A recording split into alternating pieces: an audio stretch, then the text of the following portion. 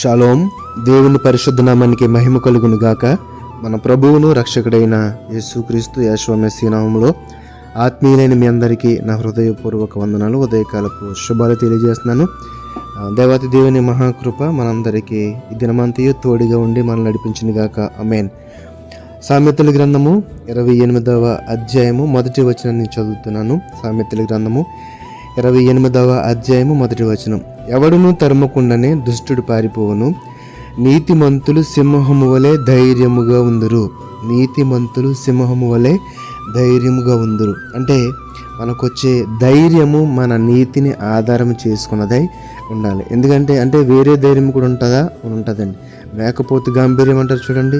పాపం చేసిన వాళ్ళు చాలామందిని చూస్తుంటాం, ఎంతో హొందాగా ఎంతో యాటిట్యూడ్తో తిరుగుతుంటారు. అసలు నాకు ఏమీ తెలియదు, అసలు పాపం అంటే అర్థమే తెలియదు అన్నట్టుగా కొంతమందిని చూస్తూ ఉంటాము. కాకపోతే మనము కలిగిన ధైర్యము దేని ఆధారం చేసుకున్నదే ఉండాలంటే నీతిని ఆధారము చేసుకున్నదే ఉండాలి. అనగా ఆయన యందు భయభక్తులు కలిగిన జీవితం ద్వారా మనం పొందుకున్న ఆ నీతి, న్యాయ, యథార్థతల విరిగి నలిగిన హృదయం వలన వచ్చినదే ఉండాలని ఈ వాక్యం ద్వారా మనం గ్రహించవచ్చు. నీతిమంతులు సింహము వలె ధైర్యముగా ఉందురు. 5వ వచనం చూస్తే ప్రియులారా, దుష్టులు న్యాయమెట్టిన అయినది గ్రహింపరు, యెహోవాను ఆశ్రయించేవారు సమస్తమును గ్రహించుదురు. దుష్టుడికి ఏమో గ్రహింపు లేదు, అసలు గ్రహింపు అనేది లేదు.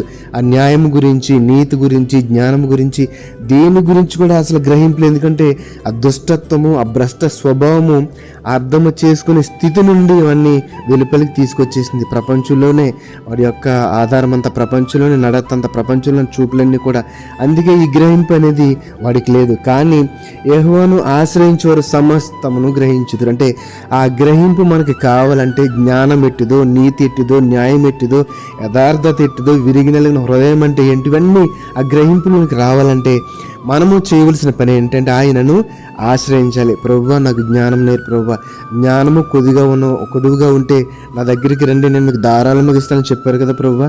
నాకు జ్ఞానము కొద్దిగా ఉంది, ఆ జ్ఞానమును దయచేయమని ఆయన అడిగితే కనుక, ఆశ్రయిస్తే కనుక మనల్ని అందరినీ కూడా ఆయన ఆ యొక్క నిశ్చత్వంలోనికి, ఆ గ్రహింపులోనికి తీసుకుని వెళ్ళి వాటి యొక్క మర్మము, వాటి యొక్క విలువ, వాటిని కలిగి ఉండటం వల్ల మనము దేనిని పొందుకుంటామో దానిని ఆయన దయచేయటకు సిద్ధంగా ఉన్నాడు. కాబట్టి మన యొక్క ధైర్యం దేని వల్ల ఆధారంగా ఉండాలంటే నీతిమంతులు నీతి ఆధారంగా ఉండాలి. నీతిని కలిగి ఉంటే సింహం వలె ధైర్యముగా ఉంటాం. కాబట్టి ఈ యొక్క మాట కంటిన్యూషన్గా కీర్తనల గ్రంథము 3వ అధ్యాయము 3వ కీర్తన 6వ అధ్యాయం చూస్తే కనుక 3వ కీర్తన 6వ అధ్యాయం.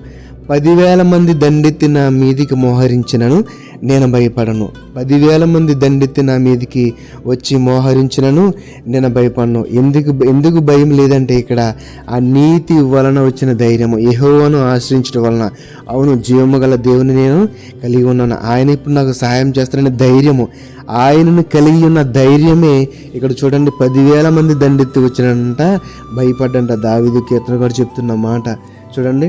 ఆ 3 పైన అబ్షాలోమును తన కుమారుని ఎదుటి పారిపోయినప్పుడు దావీదు రచించిన కీర్తన.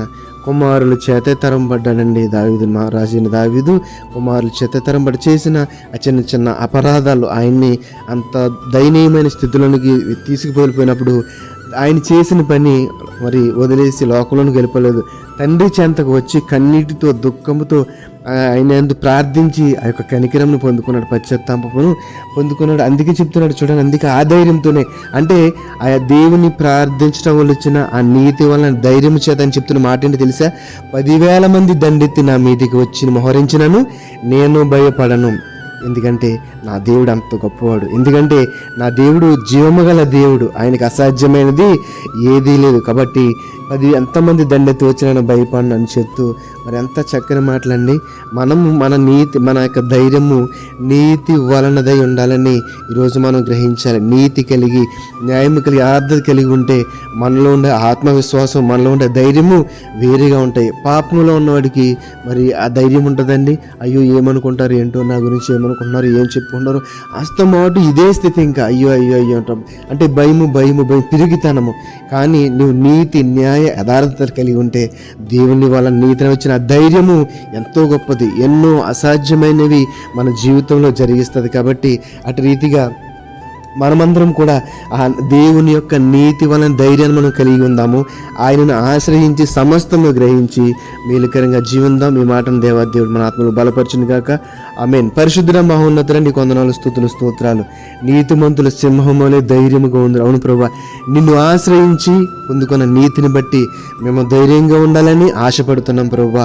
ఆయన సమస్తమును మా గ్రహింపులను తీసిరండి. మేము ప్రభా నన్ను గ్రహింపలేని సంగతులను మర్మములు మాకు తెలియపరిచి నీ సందులో నీతి కలిగి, న్యాయం కలిగి, యథార్థత కలిగి, నీ యందు భయభక్తులు కలిగి శాంతిని, సమాధానం పొందుకునే స్థితిని దయచేయమని ఈ మాటలు వింటున్న బిడ్డల జీవితాలు ఎవరైతే ఇంకా సమాధానం లేకుండా సమాధానం దయచేయండి, పిరుగుతనంతో ఉన్నారో వారికి నీ నీతి వలన ధైర్యం కలిగజేసి నీ సందులో భద్రపరిచి నడిపించమని నజరేయుడైన యేసు నామములో ప్రార్థన వేడుకొనుచున్నాము తండ్రి. ఆమేన్, ఆమేన్. షాలోమ్. అందరికీ వందనాలండి.